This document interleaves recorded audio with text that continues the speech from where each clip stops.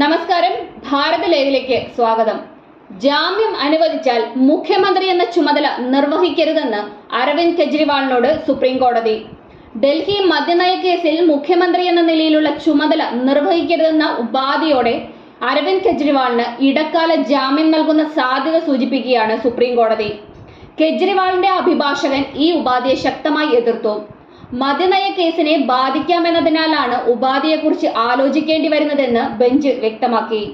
തിരഞ്ഞെടുപ്പ് ഘട്ടമായതിനാൽ മാത്രമാണ് ഇടക്കാല ജാമ്യത്തെക്കുറിച്ച് ആലോചിക്കുക പോലും ചെയ്യുന്നതെന്നും അല്ലെങ്കിൽ അറസ്റ്റിനെതിരായ കെജ്രിവാളിന്റെ ഹർജി പരിഗണിക്കുന്നതുമായി മുന്നോട്ട് പോകുമെന്നും ബെഞ്ച് പറഞ്ഞു. അങ്ങനെ വന്നാൽ ഇടക്കാല ആശ്വാസം കെജ്രിവാളിന് ലഭിക്കണമെന്നില്ലെന്നും വാദം കോടതിയുടെ വേനലവധിക്ക് ശേഷവും നീണ്ടുപോകാമെന്നും ബെഞ്ച് സൂചിപ്പിച്ചു. പാർട്ടിയുടെ നേതാവെന്ന നിലയിൽ കെജ്രിവാളിന് പ്രത്യേക പരിഗണന നൽകരുതെന്ന് ജാമ്യത്തെ എതിർത്തുകൊണ്ട് ഇഡി ആവശ്യപ്പെട്ടു. തെറ്റൊന്നും ചെയ്തിട്ടില്ലെന്ന പ്രതീതിയാണ് കേസിൽ കെജ്രിവാൾ സൃഷ്ടിച്ചിരിക്കുന്നത്. കേസിന്റെ വസ്തുതകൾ ഇഡി കോടതിക്ക് മുൻപിൽ സമർപ്പിച്ചു കഴിഞ്ഞുവെന്നും സോളിസിറ്റർ ജനറൽ തുഷാർ മേത്ത വാദിച്ചു. ഇടക്കാല ജാമ്യം അനുവദിക്കുന്നതുമായി ബന്ധപ്പെട്ട വാദം 2 മണിക്ക് തുടരുമെന്നും കോടതി അറിയിച്ചു.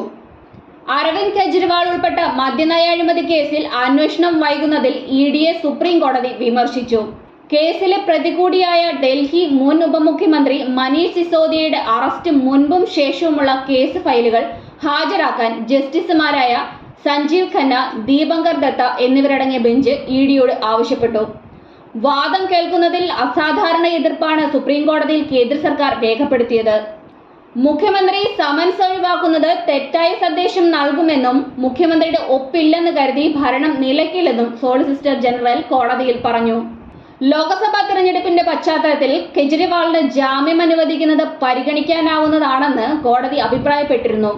ഇത് സംബന്ധിച്ച് ഡൽഹി തിരഞ്ഞെടുപ്പിന് മുൻപായി ഇഡിയുടെ വാദം കേൾക്കാൻ കോടതി തയ്യാറാണെന്നും കോടതി അറിയിച്ചിരുന്നു.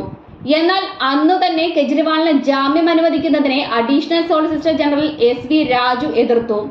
ജാമ്യം ലഭിച്ച് പുറത്തുപോയ AAP നേതാവ് സഞ്ജയ് സിംഗ് നടത്തിയ പരാമർശങ്ങൾ ചൂണ്ടിക്കാട്ടിയാണ് കെജ്രിവാളിന് ജാമ്യം നൽകുന്നത് അഡീഷണൽ സോളിസിറ്റർ ജനറൽ എതിർത്തത്.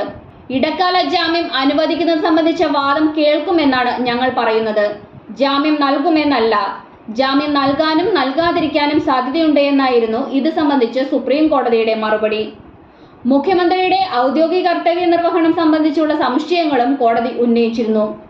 അതേസമയം ഡൽഹി ഗവർണർ VK സക്സേന കെജ്രിവാളിനെതിരെ ദേശീയ അന്വേഷണ ഏജൻസിയുടെ അന്വേഷണത്തിന് ശുപാർശ ചെയ്തിട്ടുണ്ട്. ഖലിസ്ഥാൻ ഭീകരൻ ദേവിചന്ദർപാൽ സിംഗ് ഭുല്ലറെ മോചിപ്പിക്കുന്നതിനും ഖലിസ്ഥാൻ അനുകൂല വികാരം ഉയർത്തുന്നതിനും സഹായം വാഗ്ദാനം ചെയ്ത പണം കൈപ്പറ്റിയെന്നാണ് ആരോപണം.